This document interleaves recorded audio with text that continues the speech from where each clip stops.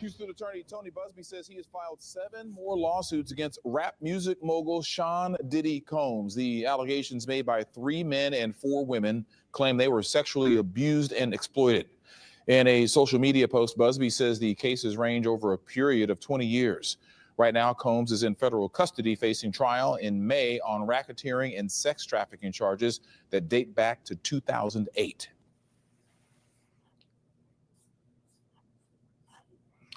But have the tables turned, ladies and gentlemen, though they have, because just recently it was announced that Tony Buzbee has to withdraw as the plaintiff's attorney of record in the matter, his lawsuits against Sean Diddy Combs. Good evening, everyone. I'm Gavin Reshaw, and we have a lot to talk about. Of course, is this story, plus the Breakfast Schlubs and Jess Hillarious having a fallout, and is segregation coming back. All this and more on Random Topic Thursdays, ladies and gentlemen, the hottest live stream in the cosmos of social media. We're going to get started in just a few minutes.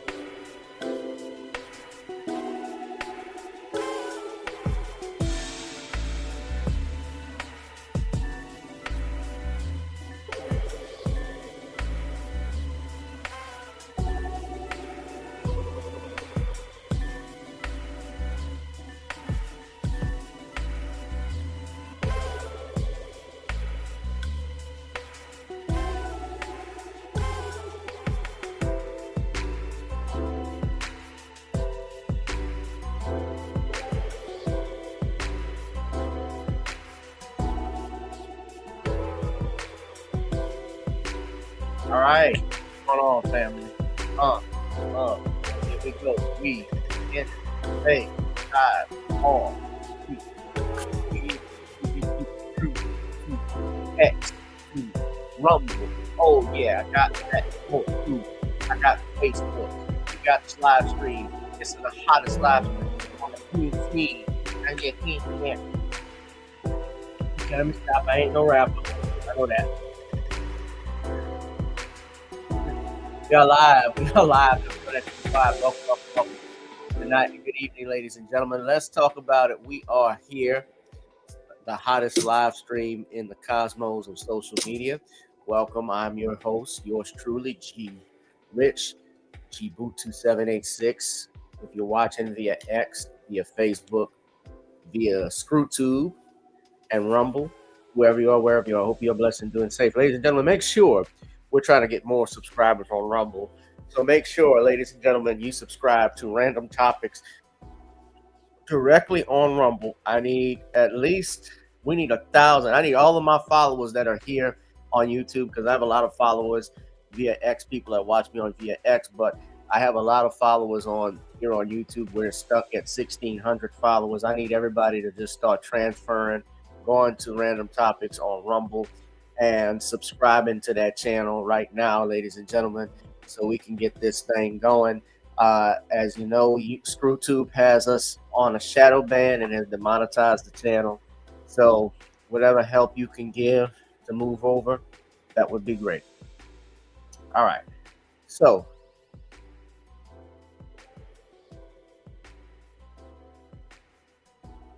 let's talk about it. We're going to get into this. So we were talking about, of course, Tony Buzbee. I mentioned him because he's one of our topics tonight. But of course, the biggest topic we have tonight is the Trump administration removing anti-segregation clauses. We're going to discuss that in a minute. And Jess Hillarious and the Breakfast Schlubs, they're having their drama yesterday. Jess Hillarious went on Instagram with her lace front all out, airing out her frustrations, I guess, at being replaced by the new kid on the block, Miss Lauren. And I don't watch The Breakfast Club. I stopped watching it a couple of years ago after they had Lauren LaRosa. That's her name. A couple of years ago, The Breakfast Club had on Malik Yoba, and I'll talk about that we'll get to that in a minute. I'll tell you what. I won't talk about it just yet. But Tony Buzbee, I want to get to this topic. Houston attorney. So it was brought to my attention just recently, about a day ago, that Tony Buzbee is going to withdraw as plaintiff of record in the lawsuits against P. Diddy. And it came out that Tony Buzbee is not a member of good standing with the Southern District of New York, I believe. That's where the lawsuits had been filed against Diddy in federal court. And, when you are, I believe he's a member of he might be a member of the New York State Bar. I know he's a Texas lawyer. But if he's not with a certain district, and when you're an attorney, of course, you're registered and only licensed for that particular state of which you took the bar exam in. Of course, you can do what's called pro hoc vice, which is you have another individual who's licensed in good standing represent for you and for the court to allow you to practice in that district. Well, they're saying that Buzbee, there was an issue that he was not in good standing. And we have news here that you can listen to, courtesy of Time Entertainment. I don't want to get a copyright strike, but I'm just going to play the audio for you, so fair use, so we can all hear what they have to say. So listen. Fair use. You can give me a thumbs up.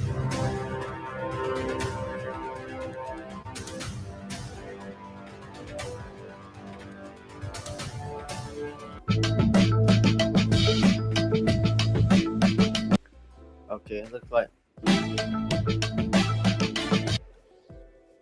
Okay, it looks like this is just a video. Nobody is giving any commentary.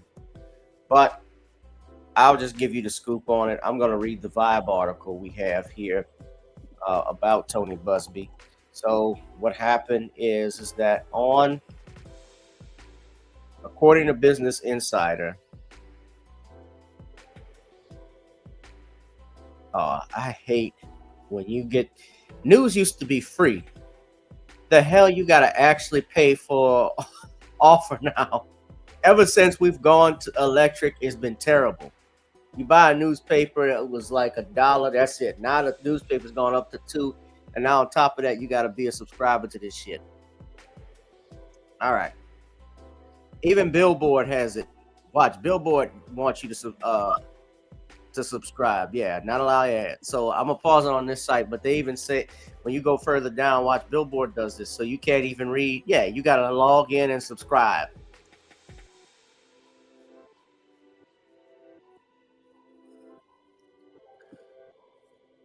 According to what I just read in the headlines, Jay-Z filed a grievance against him, and I think that's what started saying he wasn't a licensed attorney in the state or in the federal district. But since a grievance has been filed against Tony Buzbee, he has withdrawn as counsel of record from the lawsuits. And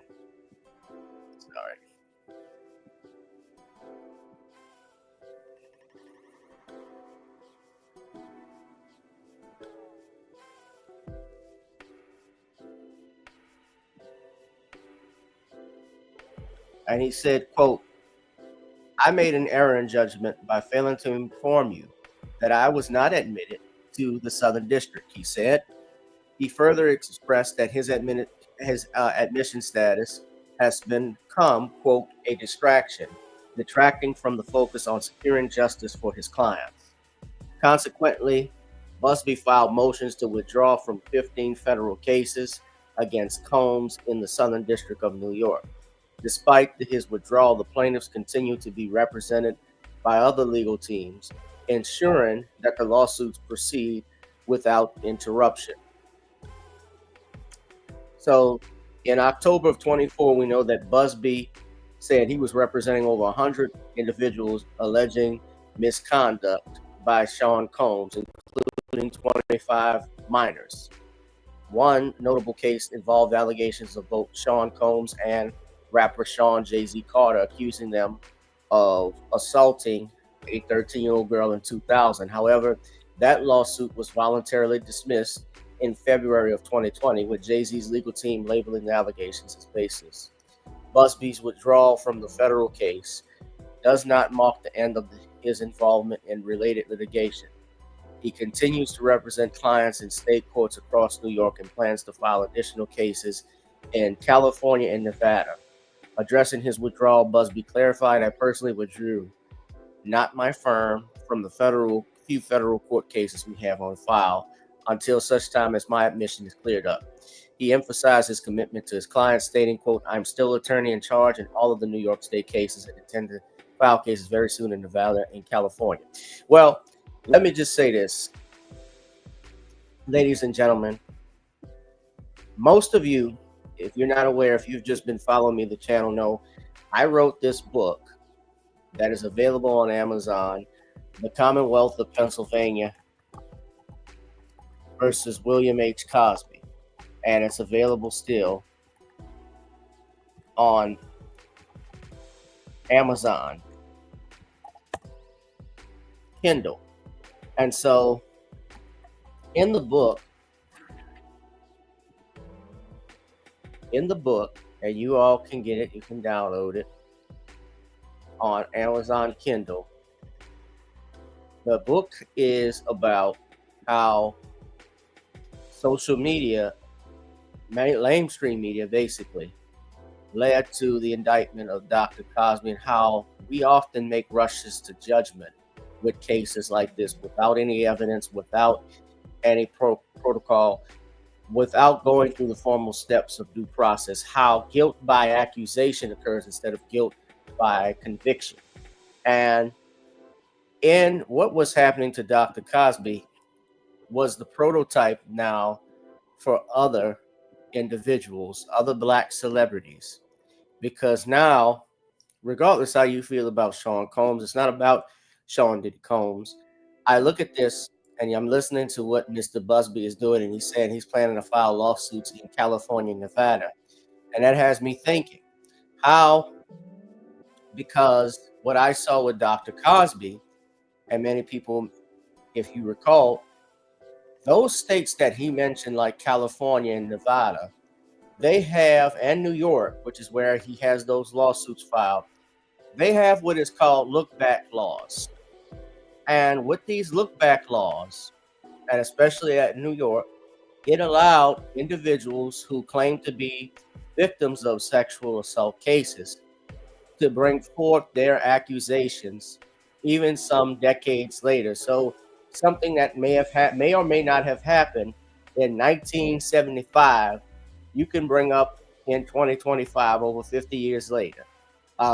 That happened to Dee Snider. I don't know the status of his lawsuit, but Dee Snider from Twisted Sister, he was sued in 2023 from something that happened supposedly in 1989. L.A. Reid got hit with the lawsuit. The former governor of New York, who's planning on running for mayor, which I hope he loses by a landslide, Andrew Cuomo, was accused of something. I stated L.A. Reid. A few others. Dr. Cosby got sued. So Cuba Gooding Jr., I believe, also got sued. So a bunch of people got sued.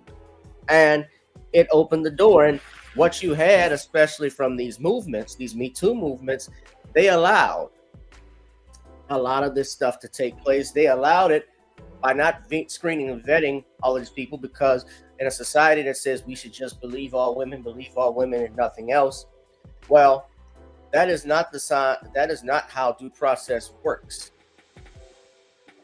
People may say, Gavin, you're being victim shaming. Gavin, you got to support the victims. You support the victims by doing due process. Due process has to be done for all parties for justice to prevail. And it should be timely. There's a reason we have a statute of limitations in this country. It's not to just protect It's to protect the victim, but it's also to protect the defendant. You have to come soon with this evidence. And so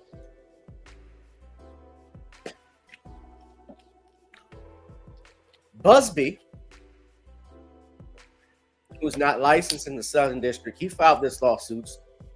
I believe the case is proceeding because through his firm, because more than likely Tony Buzbee, I'm sure he has other attorneys who are in his law firm who also got waived in or licensed, I'm assuming, in that district, which is why he's able to move forward with his firm is able to move forward with the case. So he has other counsel that, or he may have other counsel that is licensed in the Southern District of New York and can actually probably experience, and they may have been the ones who pro hoc vc'd him into that district, or rather say not that district because he didn't do the paperwork if he wasn't licensed, and they filed these lawsuits. So he is stepping down personally, but is still having his law firm represent them. So this, in a sense, is this a victory for Diddy?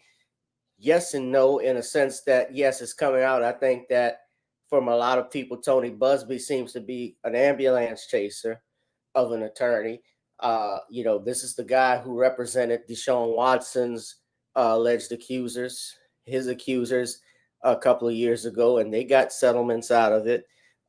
It seems the motto or the modus operandi for Mr. Buzbee is almost very similar to what I saw Gloria Allred, or Gloria Awful Red, as I call her, and her daughter Lisa Bloom, where they go after high-profile black men with money.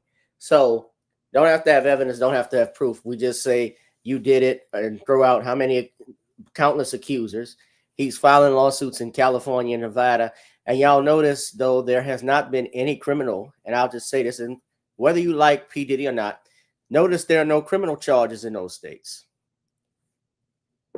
And then specifically with those states that I mentioned, though they have the look back laws, they changed the statute of limitations after the Cosby conviction. They changed the statute of limitations in Nevada. They changed the statute of limitations in California and New York. There's a reason they did that. New Jersey, I believe they did the same thing. And they used black men. They used Dr. Cosby as the litmus test. That's how black people have always been treated. Going back even less to Jack Johnson, when he was the first black heavyweight champion, and they passed the Mann Act to go after him. And subsequently, what they did with O.J. Simpson, when he was accused of sending two young white people to the afterworld,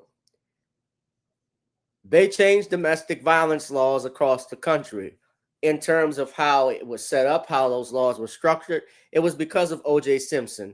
Also, what happened with that O.J. Simpson case is it just also said you couldn't bring up race in criminal cases. That was another thing. It made it prejudicial for that. And but the positive thing about the O.J. Simpson case is how we handle DNA. That's the most positive thing I could say that came out of that case. Now,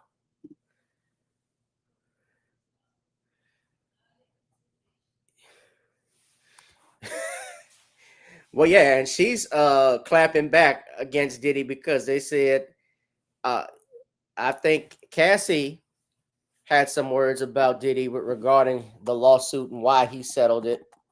She responded to him, yeah. She responded to Kanye West because Kanye was supporting Diddy. Yeah, Kanye is just nuts.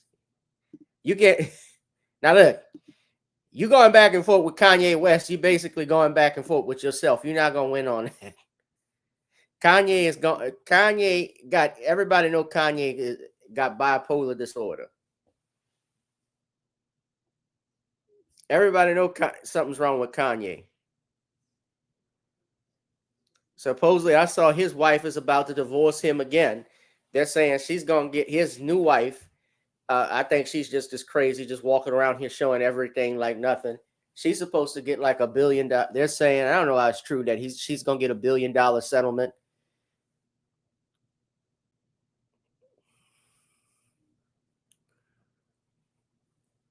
But yeah, Kanye was dissing Jay-Z's kids.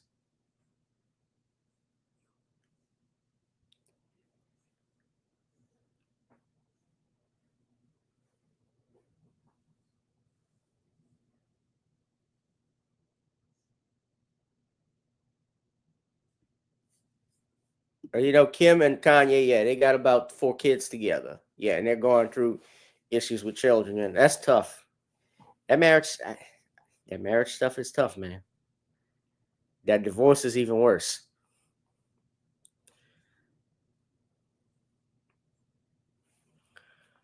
Right. Well, what they're doing with that spirit, and yeah, just please be careful on the comment section.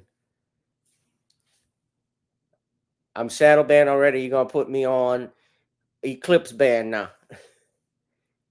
But you know what they do with these with that is that with that spirit is that because they have that video that came out, everybody's going to be thinking about Diddy and what he did to Cassie in that hotel and how he didn't pay. So whatever accusations are coming towards Diddy, do y'all honestly believe he's going to get a fair shake? Y'all think they're going to give him a fair trial? Look at that evidence and what he did? Hell no. That's not going to happen. I highly, it's because people, and I know this because I've been in courts rooms before lots of times. Well, I think you did. While I don't know you did this or not, I know you did something here. So you got to be a bad guy. So I think you did it. And that's not how the rule of law works. The rule of law works whether you can prove by the evidence, whether the state by the evidence beyond a reasonable doubt has proven the guilt of the accused. That's what our courtrooms are for. Unfortunately, we have moved away from that, or maybe we haven't even been that in the first place. But we'll see how this goes. Smash up the likes, ladies and gentlemen. Smash up the likes. Smash up the likes. From reading that bill of indictment, well, remember the prosecutor, the federal prosecutor that was reading the bill of indictment, it looked like a whole nothing burger to me as an attorney because they were focused more on the damn lotions and the baby oils than anything. They treated the baby oils like he had bricks of cocaine. I mean, they treated him like they thought Diddy. You would have thought Diddy was the Pablo Escobar of Astrogel and all of this stuff.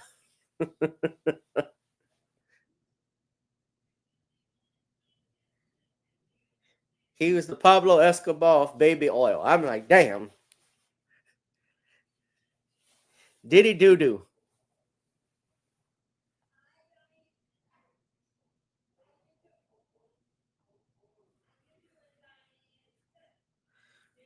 So we're going to go ahead and keep this thing rolling, ladies and gentlemen, of course.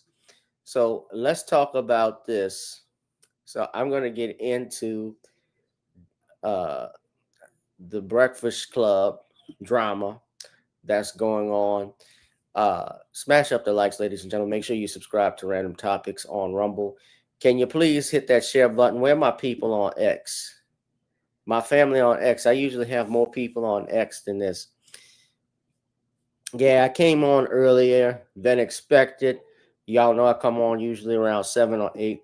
I want to do an early show because I got somewhere I'm going to be in a little bit. So let's talk about this. So earlier this past week, I guess there had been some drama on the Breakfast Club between Les Hilarious, as Corey Holcomb calls her, and Charlemagne Envy and Lauren LaRosa, who was her replacement while Jess Hillarious was on maternity leave. So she had a baby, was on maternity leave, and I know Jess Hillarious actually used to be on the Breakfast Club, I think via video.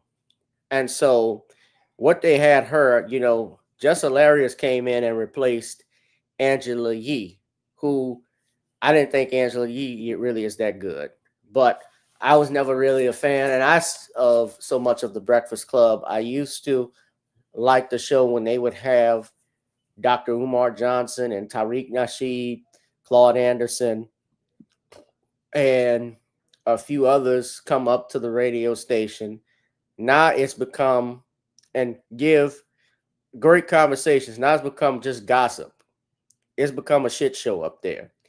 And they replaced Angela Yee with Jess Hilarious. I think a couple of years ago, because Angela Yee left the station. And I remember when Angela Yee, I'm gonna get to that point in a minute. Let me pass on that. But Angela Yee was even talking greasy about DJ Envy and Charlemagne and how they treat women and so forth. And I'm gonna get to that a little bit later. But I wasn't really a big fan of hers, and not of the Breakfast Club of all of them, because then Charlemagne started to do, of course, become a shill for the Democratic Party. And Charlemagne in particular, I remember he went at when he had Joe Biden on the Breakfast Club. Remember a few years ago, if you don't vote for me, you ain't black. And he didn't say anything about that. And they had Larry Elder, is a big coon. But Larry Elder, I have to give credit where credit is due. He outright schooled Charlemagne, Envy, and the others at the Breakfast Club about what happened with Joe Biden. And I agreed with him on that. Some stuff, black people, we tend to be conservative to a fault. But where we disalign and move from the Republicans is when, of course, they ignore us, and the Democrats take us for granted, and the Republicans tend to, yes, ignore black people and ignore our issues and not really be concerned about us. But what happened with this election, and particular with Kamala Harris versus Donald Trump, is that we saw through the BS. Blacks saw through the BS, and everybody really saw through the BS of the Democratic Party, I should say. How they were treating Black Americans, but also how they forced Kamala Harris onto the Black community. She was not a popular person. She was not popular to be president. She was a last-minute replacement nobody voted for. And they threw their weight behind her. And what made things worse with me with the Breakfast Club, if you remembered, I was going to get it to this point. They had Malik Yoba on the Breakfast Club with 4 transgendered individuals. I don't know if y'all remember that. I remember it vividly. And how they were talking about straight people and the stuff they were just saying about basically ignoring biology made absolutely no sense. And that's when I decided the Breakfast Club is not something I'm really not going to mess with. Now, just when it comes to Jess Hillarious, Charlemagne the God, and DJ Envy, so Hillarious went on IG, and that's questionable. Hilarious. She went on Instagram Live. I believe this was Tuesday, and went in on her male counterparts and how she was being treated like nobody had her back. And so yesterday they decided to air out their grievances on live, and Envy checked her about stuff she said. And this is part of why she went live on Instagram Live. I'm just going to play this. What part? What you mean we don't have your back? I have more. Break that. This is a segment from the show. So this is when it got heated. Hold on.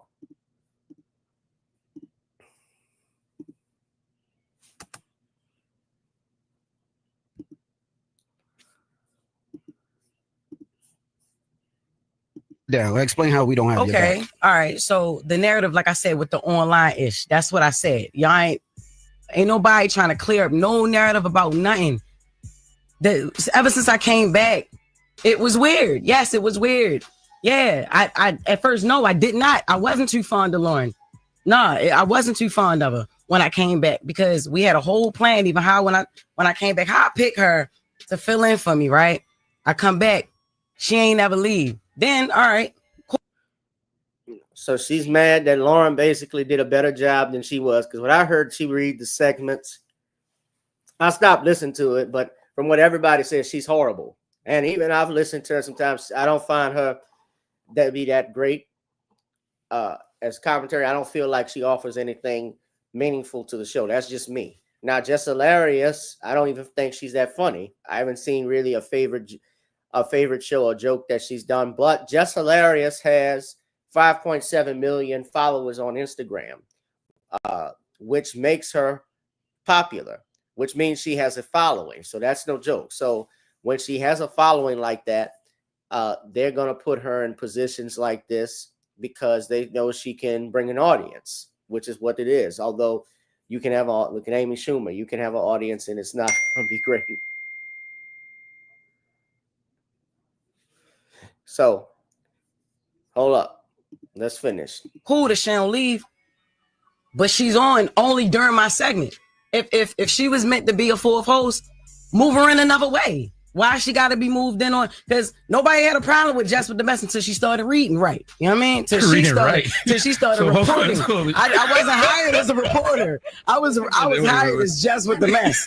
So she started reading and delivering details and all that stuff. Yes. Then that's when Jess with the mess wasn't good enough no more. That's how it was presented. So I'm like, all right, cool.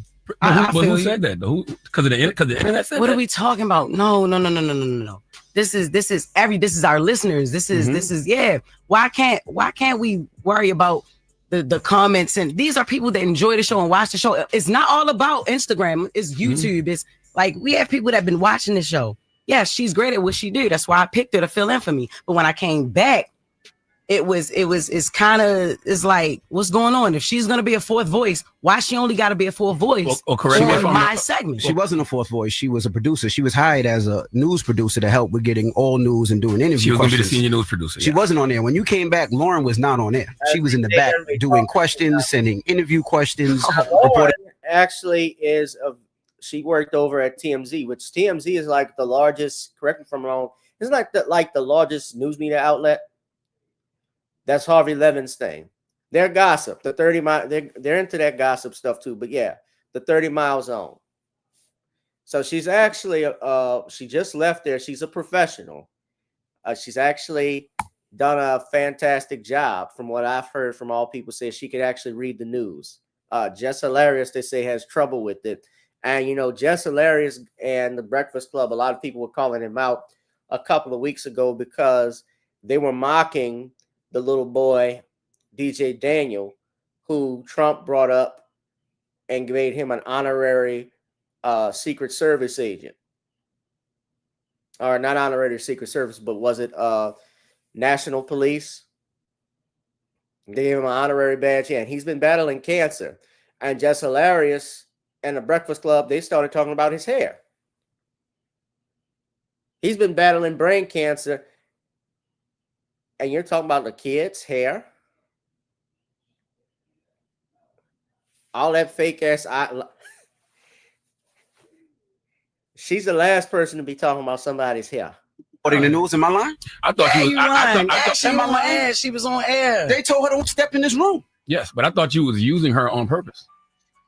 What? You thought I was using Lauren on purpose? Yes. No, what are we talking about? No. She didn't leave when I came back. The first day we had a whole situation like, all right, look, this was going to happen. And when it's time for us to roll, it changed. No, the first question was about, the only person who asked me about my baby maternity leave was Indy. All right, I walked in. She addressed the hate in the comments. That was the first thing she addressed. When I came back, I'm like, what the hell would make her want to think I want to talk about y'all that? talk off air though, right? So yeah. We started talking off air. We started to But I'm talk saying even off prior air. to you even coming back. So then I felt uncomfortable that first day. So I'm like, all right, look. Thea was like, all right. Well, we'll just take her off air. She was back the next week. All right, cool. Because there was a voice. Y'all wanted her on air.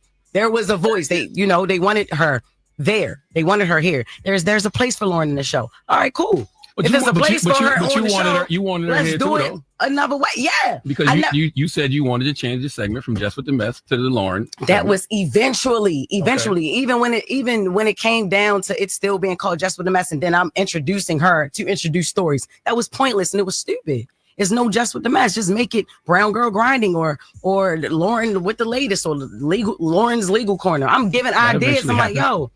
I even with the Taylor, change that, take that Jess with the Mess off of that. I feel like I'm getting credit for something I'm not doing, and it's stupid because this is not what she does. Is not Jess with the Mess. I read headlines and I give commentary. I say what people thinking. I agree. Could I ask you know a question? What I'm saying? Yeah, she's more of a reporter. She's journalism. Can I ask a question? What? Why didn't you wear the do-rag this morning? Cause Why you joke so much, man? What you mean? I'm not a just- joke, it's not a man. do-rag, it's a not a silk joke, scarf, man. nigga. But it's not. It's not a joke. I'm man. If you serious. gonna bring it to the radio, I want to laugh. It's not a joke, but Okay? Nah, but it's not a joke. It's a serious issue about It is a serious issue. Okay, And let me just sit now- back and watch it because I'm not Joe Clark. He was really upset about how Hilarious went on Instagram blasting him. So she's upset because a lot of people have been saying that she's not a good host. She's not good at what she does. So, and they preferred Lauren. Clark. because it's not. I am actually. Give me my baseball bat. No, it's now Envy. That's what I'm saying. No, nobody has even tried to clean up the narrative that I'm a villain, man. You're not a villain. Who said you a villain? Yo, stop acting like you don't live in them comments too, Charlotte. Stop acting like you don't understand. What do I always tell you? I say stop listening to the internet. Stop listening to the comments. Stop listening to the folks on YouTube. Don't let them trick you out your position. What you did last night is what they want you to do, and you can't let the internet win. No, but look, it's not even about what they want me to do. I did last night what I wanted to do, what I felt like I should have been did. I've been asking questions. The internet loves mess. And one of the easiest ways to create mess is to pit people against each other, especially two women. And I don't dwell in that. And y'all know that. Yeah, but see, this is the thing. You let the internet dictate what's going on. We've had conversations, and this is the thing. This is why I thought it was corny, and it's just me personally. I thought it was corny because we have conversations up here. We just have a meeting. If you had an issue, a problem, a situation, or something that you felt, why you ain't bring it to the team? When you came back, Jess, I pulled you to the side. I said, Jess, if you feel uncomfortable, if you don't want Lauren in the room, this is your show. We can make that change whenever you want. Did I not say that to you? Yeah, you did. It is not about wanting her in the room, yo. It's about the segment. Like it was like y'all. Have that if y'all wanted conversation her, if you had a problem, say it to us. We had a meeting yesterday. I hope they have videos running. I know they usually record themselves because the Breakfast Club comes on BT. I think it comes on Tubi now, which I don't even know if it's fitting for that. But if I were them, I would hope all of those men got, especially Envy and Charlemagne, that those cameras are running even during the commercial breaks, because Jess Hillarious sounds like somebody, this is someone that's going to cause a problem. This is going to be this is an HR problem. The way that she's acting. Don't think for a second, in a year or two from now, she leaves and wants to file a lawsuit, because she even made a remark about how women are treated on there. She said something. She brought Angela Yee into the conversation on our Instagram Live. it's just off air. What Not is we like talking that. about? Not like nobody having my back, because we have your back. As far as the Corey Holcomb thing, y'all been beefing for 11 years. I'm not worried about it's not even about you worried you. about comments, and you worried about what people say. After I'm worried about in the comments, perception man. and my reputation up here on the They've show. been ishing on me for 15 years. They've been ishing on Charlamagne for 15 but years. that's on you. Rightfully And the so. things that I people don't ish care. on me It for doesn't- is on me. I don't let it affect me because I know who I am as a person. I don't give a F what them people say in the comments. come I know on. who I am. Come on. I know what I do. I You let believe them it. people get in the comments and F with you. Well, You're great at what you do. Everybody simmer down. Like, you are dope. She's very If you let dope. them people piss you off, no, F them niggas. You nice. Like, what you do is funny. I tell her Like, that all the time, on air, you brought off that air. energy that we needed to the Breakfast Club. Yeah. And you let a bitch ass person in the comments say something to stare you up. I tell you, F them niggas. We don't even know. F We don't even all know who these people are. They could be bots and all that. But- and we doing it on air when we could have did it behind the scenes. Like, I F with you the long way, not on some internet ish. And to hear that through there, that's This whack, sounds man. very light skinned. Well, let's go to the phones. 1-800-585. Charlamagne trying to be funny. Let me just play this. So this is what I'm talking about. This is what part of what she had to say on her Instagram Live. So y'all can listen to that.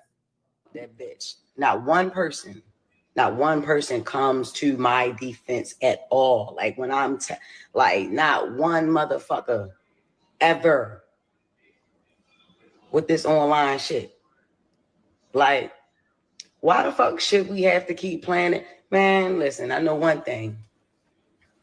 Angela Yee ain't that motherfucking crazy. Not as crazy as niggas try to make out to be. Nah, it's the reason that lady wanted to leave that show. I don't know how she did that shit for 13 years, my nigga. I'm telling you. I don't give a fuck. Y'all already know what's up with me. I feel played with. I'm gonna play with niggas. Like, that's just like, come on. I've been quiet a lot. If Jess Hillarious is quiet, it's a motherfucking reason. I always got my motherfucking mouth open. All the time. How about y'all clear some of this shit up for y'all teammate? This shit is ran like a high school. Yeah. It's ran like a high school. So she's on Instagram Live dissing her employers. You're talking about your employers now and wanting to handle this instead of handling this internally. Breakfast Club or not, if Gavin Reshaw had a problem at work, I wouldn't put that shit on the internet. I'm not going to bring it to the internet. If I was fired, that'd be one thing if I didn't have a job. But this is part of the reason why a lot of people think she got fired by the way she was acting. And also that incident that happened a few weeks ago, I just referred to with the little DJ Daniel situation. A lot of people were upset or calling them out about that because Jess Hillarious, from Moshe Du Jackson to Corey Holcomb, they didn't think that was cool that she did that. Yeah, the people in the comments. Fair East Side High. You gotta leave. Fair East Side High. Before Mr. Clark, though. Like when he first got there. Y'all want a bitch to keep her cool. Look, check this out, y'all. Look, man. I get up every fucking day. Every day. And they always talk about, you ain't at work. Yeah, bitch, I started picking up more shows. Hell no. That's how I'm getting. Hell no. I have more fun outside the fucking studio than I have in there now. Is you crazy? We supposed to be a team up that bitch. Not one person. Everybody, the audio yesterday. Hold up, be quiet. How everybody a real estate agent? How everybody? Because a lot of the wags do that. Rihanna for a long time. Her outfit mattered. No, listen, hush. This is not a. No. Just listen. Just please hush. This is not a Taylor Swift football game situation. Everybody, the audio yesterday. Hold up, be quiet. How everybody? Yeah, she does that, and Lauren LaRosa even talked about it because she brought this part up. So hold on. I don't want to spend too much time on the Breakfast Club segment, but listen to this part. So they had their grievance out. It's four voices. Three of us are very opinionated. You know what I mean? Me, you, and Charlamagne. I'm not saying Envy don't got no opinion, but he don't jump in every single time there's dead air. You know what I'm saying? When you overtalk. And it's like the only time you can quiet down is somebody be like, shut up or hush. My mom don't even tell me shut up, Jess. I'm a grown-ass woman. And I understand. You could have said that on air right then and there. Or right after when you saying you put me in office. You never put me nowhere to tell me that. Because the way that I do things when it comes to my job and my career, that's not what we on. And I told you from the jump, I was never going to give that to you. Okay. Ever. And I did I not? Our first conversation, I said, if I ever have an issue with you, I'm going to handle it in a way where we can get through a conversation because we grown. And regardless, you don't got to love me. You don't got to like me, but we here together. I'm here. And it's four voices. Three of us are very opinionated. You know what I mean? Me, you, and Charlamagne. I'm not saying Envy don't got no opinion, but he don't jump in every single time there's dead air. You know what I'm saying? When you overtalk.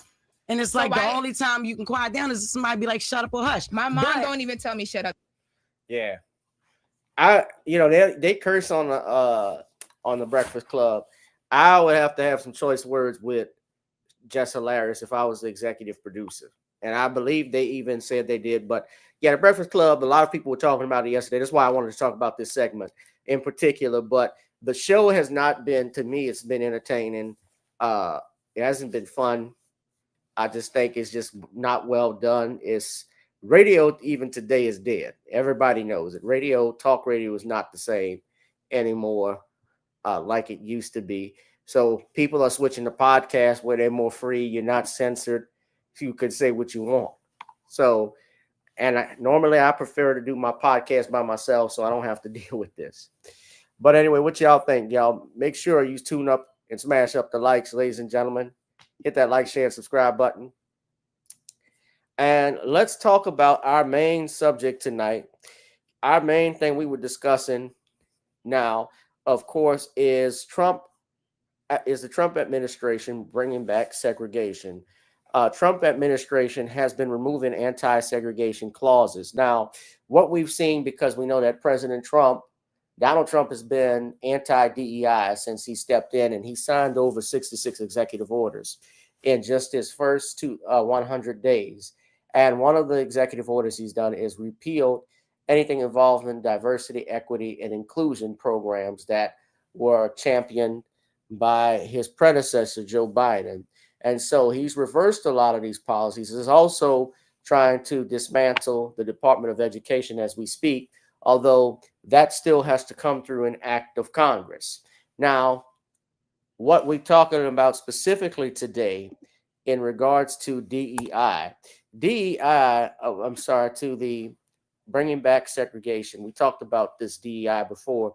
If you recall Tuesday, we talked about how certain, the Arlington's National Cemetery removed its Black History segment, and that included removing entries about Black heroes such as Thurgood Marshall, Medgar Evers, and a few others, those men who fought, especially in World War II and Vietnam and so forth, famous Black Americans. And also women and other groups they're saying that they had removed them from. And most recently, and what has been in the news, is they're reporting that the president, because he has been opposed to this DEI, to the DEI programs, most recently, one of his segments that he has here, I'm sorry, and I actually bookmarked it, but now it was on, oh, geez, what did they do with it? They're talking about federal removing ban on segregated facilities in federal contracts. Now,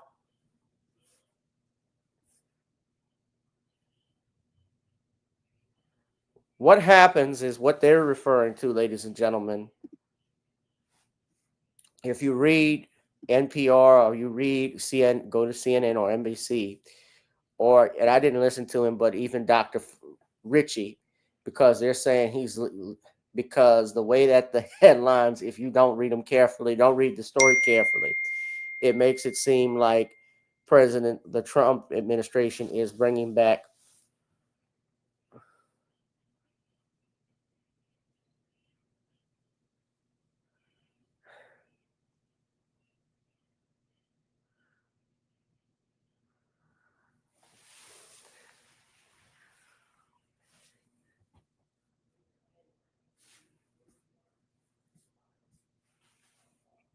So what happened is, after a recent change by the Trump administration, if you care, I'm sorry, I was reading a text message.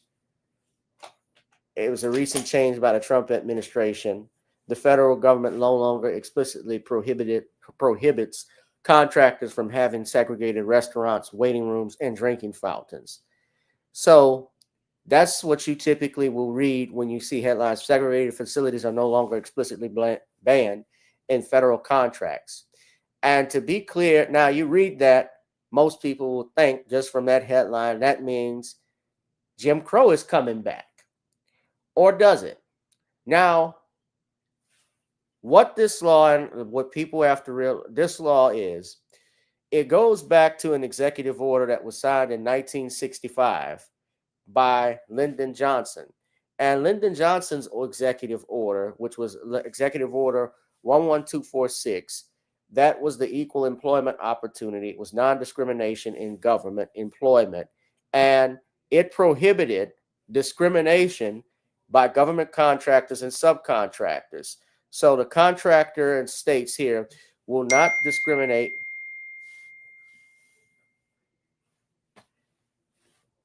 against any employee or applicant for employment because of race, creed, color, or national origin. The contractor will take affirmative action to ensure that applicants are employed and that employees are treated during employment without regard to their race, creed, color, or national origin. Now, this is part of affirmative action. This is what was, and I want to step out and put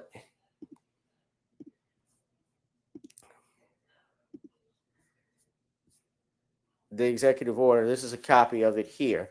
so everybody can read where I'm looking at. So what Donald Trump did and what his department is doing, they remove the portion of discrimination with subcontractors. However, there is still something called Title VII of the 1964 Civil Rights Act that specifically states that public accommodations on places of public accommodations, places of interstate travel, and that was done even by the Supreme Court. I believe the case was Hart versus, what's the name of the case? I'm sorry. All right, I don't want to draw a blank, but there have been Supreme Court cases that specifically prohibit discrimination by places of public accommodation. So everybody thinks, do you think that segregation is coming back? The answer is no. This does not. And regardless of how you feel about Donald Trump, the spirit of the law and so forth, yes, it's symbolic. Yes, it shouldn't be there. But why he did this, it seems to be, it's because in 2015, when President Obama was in the White House, Barack Obama added gender identity to that executive order as well. So what it seems like, so the order, his memo, that segregation clause also goes with gender identity. And that was back in 2020 when, in 2025, when Trump was sworn back in, he placed this executive order reversing everything, how we're going to remove, defending women from gender ideology extremism and restoring biological truth to the federal government. So part of the segregated facilities aspect, what we're talking about, that clause, that's clause 52.22-21, gender identity has the meaning given by the Department of Labor's Office of Federal Contract Compliance Program, and is found at doi.gov. So they listed it on what that's for LGBTQ. They defined here, and I'm just gonna stop sharing this part of it, this segment here, and I'm going to show you exactly now. I know I'm going back and forth. I don't have different windows up. That would be fun if they could do that on StreamYard. But prohibition of segregated facilities, this clause. So what you read here, they give the definition of gender identity and segregated facilities.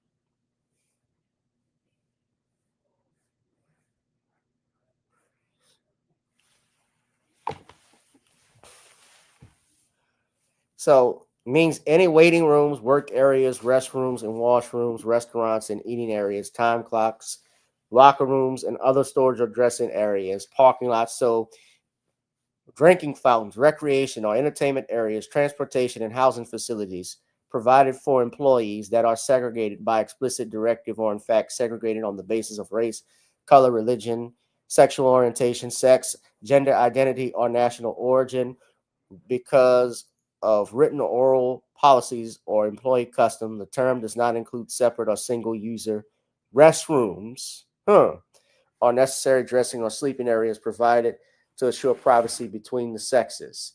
So they give the definition of sexual orientation by meaning of the Department of Labor's Office of Federal Contract Compliance Programs. The contractor agrees it will not it does not maintain or provide for its employees or any segregated facilities at any of its establishments, and it does not and will not permit its employees to perform their services at any location under its control where segregated facilities are maintained. The contractor agrees that a breach of this clause is a violation of the equal opportunity clause in this contract. So this has been part of the segment has been removed. And specifically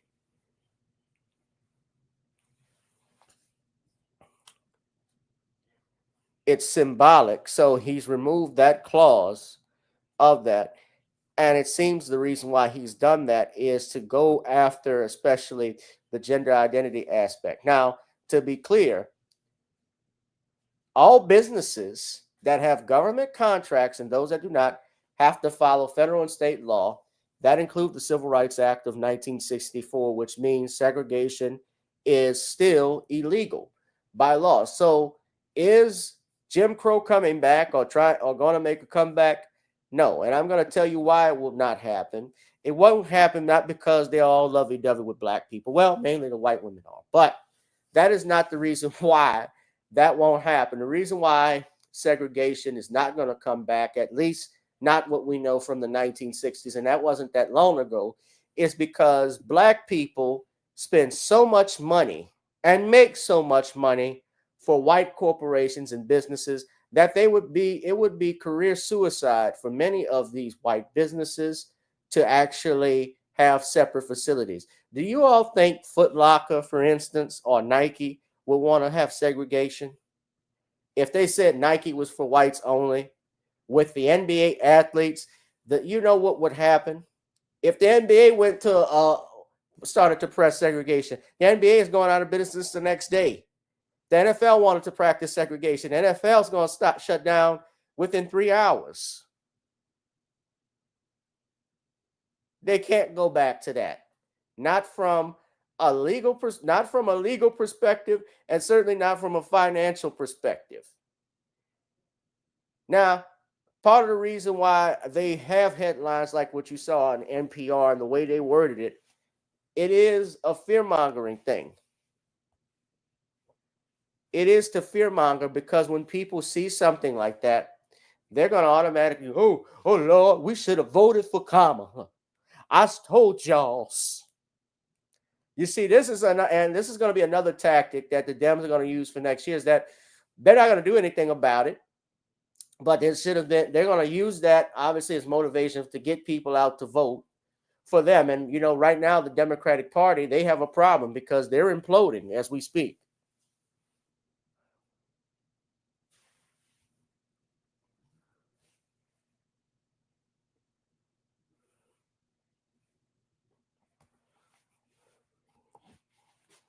They are imploding as we speak.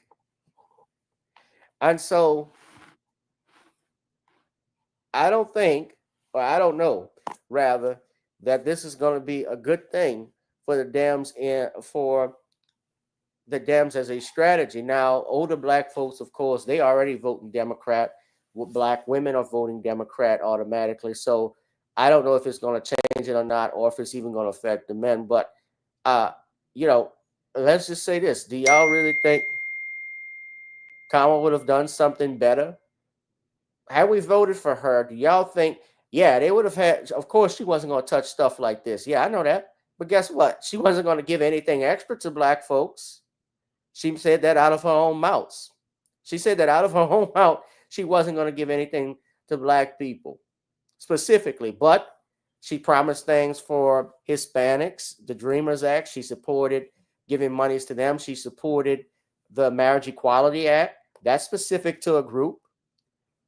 When President Obama was in office, the monies and allocations that they gave to Native American groups, and I'm talking about, this wasn't no $1 million that they gave to them. This is lifelong funding, over $500 million that they had approved to some of these tribes. Y'all don't think the president could have done that? Y'all don't think the previous administration, that Kamala couldn't have promised that? And had she done so, I would have supported her. I probably would have support. Well, it'd have been close, but if she had done something or said she was going to give some tangibles to blacks, I probably would have considered voting for her. If she had done it, they could have done it before they left office. Before they left office, this is your last year, Biden. Why don't you do it? Give me something. This country has been going downhill for decades, ladies and gentlemen, even before I was born. And it's evident. and we are reaping what we sow. This is what we get. We are benefit. This is what we get from Trump. We deserve him. Bill Parcells once said, your record is a reflection of who you are as a team. Well, guess what? It's the same way as president. It's the same way as your candidates. They stink.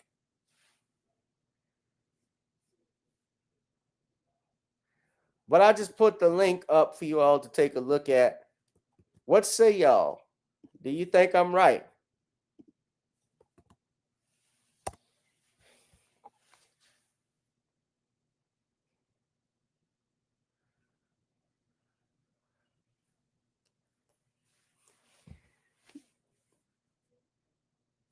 Well, I'm going to wrap this thing up, y'all. I wasn't going to be too long of a live stream, but let's deal with this.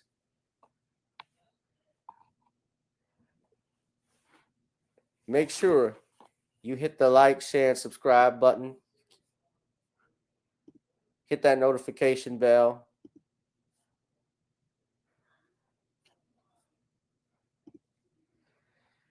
If you love me for my time, pay me for my time, ladies and gentlemen. We're going to wrap this thing up. I'll see y'all in the next one. Be one, be safe, and be blessed.